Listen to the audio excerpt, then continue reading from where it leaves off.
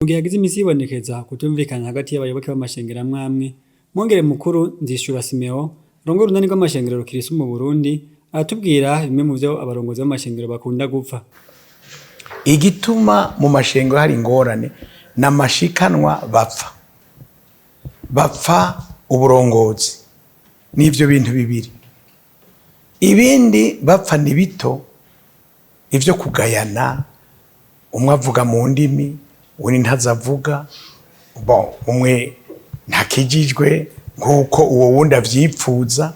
Ivyo ni ibintu bito, ariko bikuru bapfa no guhahamira ubutegetsi no gupfa amashikanwa batoza mu nsengero. Ivyo no gusaba Imana ngo abarongozi benshi bicishe bugufi bakizwe, kuko nta kindi bapfa, kuko bose baba ari abakristo. Mugabo ingorane bafise ivyo baronse ntabisangira neza. Amafaranga bakwiye gutangira raporo ngo babwire abakristo amahera baronse ntayo bavuga. Benshi rero bateranywa n'ayo mafaranga. Simeon Nzisabira bimwe mu vyo asaba harimo uko abarongozi b'amashengero bataguma bigungira ko ivy'ishengero bonyene. Rero impanuro nobaha nuko boheba kwigungira ku bintu vy'ishengero, barakwiye kwirinda ivyo, babana amahoro.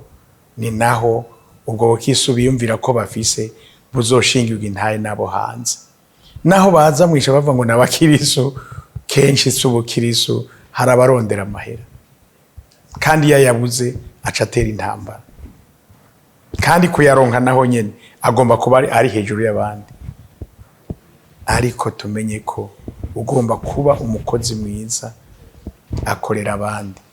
Ivyo biriko mu gihe hadasiba kwibonekeza imishamirano hagati y'abarongozi b'amashengero, mbere hakaba hari n'amashengero amwamwe ahora yugarwa kugira ngo bakingire abanyeshengero ku mishamirano yo kwaduka hagati yabo.